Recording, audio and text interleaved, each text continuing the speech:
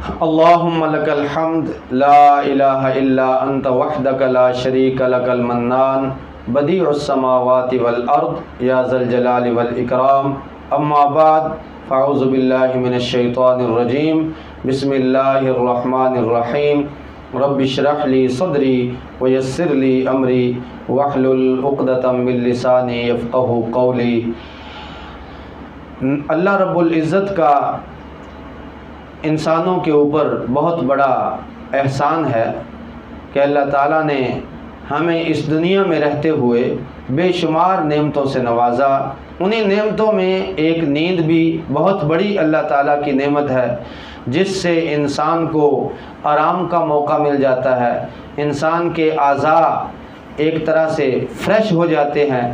تو صبح جب ہم اٹھتے ہیں تو اٹھنا جو ہے آرام کرنے کے بعد، یہ بھی اللہ تعالیٰ کی بہت بڑی عنایت ہے۔ کئی دفعہ ایسا بھی ہوتا ہے اور کئی واقعات ایسے ہیں کہ ایک آدمی رات کو سوتا ہے اور وہ بالکل ٹھیک ٹھاک ہوتا ہے، لیکن صبح وہ اللہ تعالیٰ کو پیارا ہو جاتا ہے، اٹھنے کی طاقت ہی نہیں رہتی، یا لوگ رات کو سوتے سوتے بیمار ہو جاتے ہیں، صبح جب اٹھتے ہیں تو ان کو کوئی نہ کوئی بیماری لاحق ہو چکی ہوتی ہے، فالج کا حملہ ہو چکا ہوتا ہے، یا اسی طرح اور کوئی مصیبت آ چکی ہوتی ہے۔ تو نیند کے بعد کا اٹھنا یہ بھی اللہ تعالیٰ کے انعامات میں سے ایک انعام ہے۔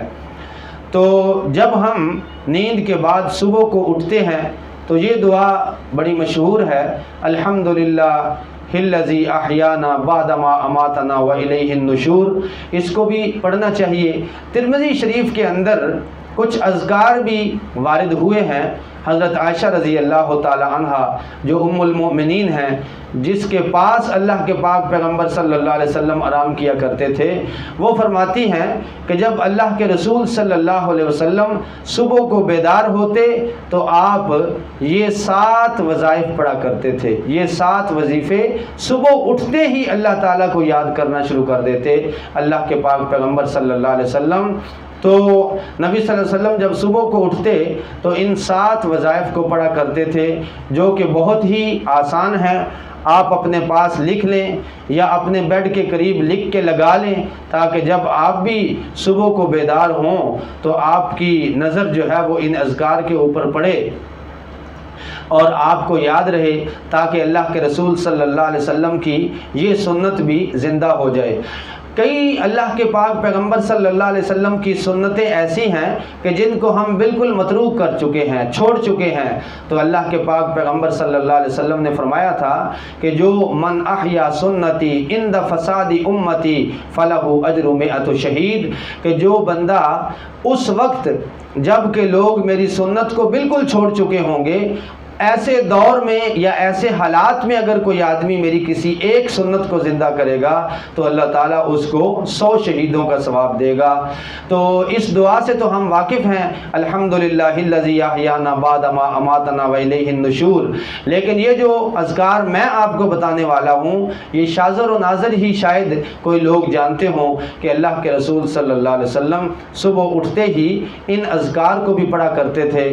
سب سے پہلے حضرت عائشہ فرماتی ہیں کہ اللہ کے رسول صلی اللہ علیہ وسلم 10 مرتبہ اللہ اکبر اللہ اکبر اللہ اکبر اللہ اکبر اللہ اکبر 10 مرتبہ پڑھتے، پھر 10 مرتبہ الحمدللہ الحمدللہ الحمدللہ الحمدللہ، پھر 10 مرتبہ سبحان اللہ وبحمدہ سبحان اللہ وبحمدہ، پھر 10 مرتبہ سبحان الملک القدوس سبحان الملک القدوس، پھر 10 مرتبہ استغفر اللہ استغفر اللہ استغفر اللہ، اتنا ہی کلمہ استغفر اللہ استغفر اللہ۔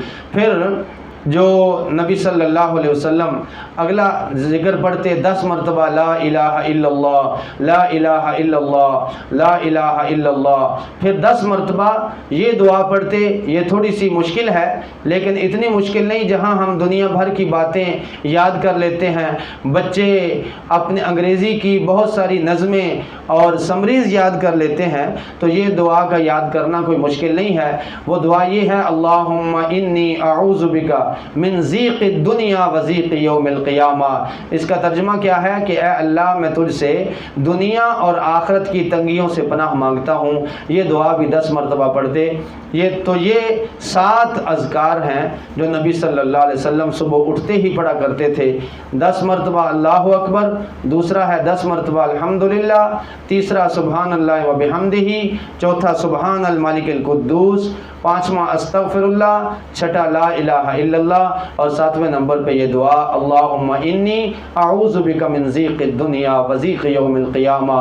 اگر آپ ان اذکار کی پابندی کریں گے جس کو ہم بالکل چھوڑ چکے ہیں، تو آپ کو اللہ کے رسول صلی اللہ علیہ وسلم کی اس سنت کو زندہ کرنے پر 100 شہیدوں کا ثواب بھی اللہ تعالیٰ عطا فرمائیں گے۔ اور ویسے بھی یہ جو کلمات ہیں اللہ اکبر، الحمدللہ، سبحان اللہ و بحمدہ، ان میں سے حدیث پاک میں ہر ایک کلمے کی الگ الگ فضیلت بھی بیان ہوئی ہے۔ انشاءاللہ تعالی موقع ملا تو ان کو بھی کبھی تفصیل سے بیان کروں گا۔ اللہ عمل کی توفیق عطا فرمائے۔ سبحانک اللہم و بحمدک، نشہد ان لا الہ الا انت، نستغفرک و نتوب الیک۔ السلام علیکم ورحمۃ اللہ وبرکاتہ۔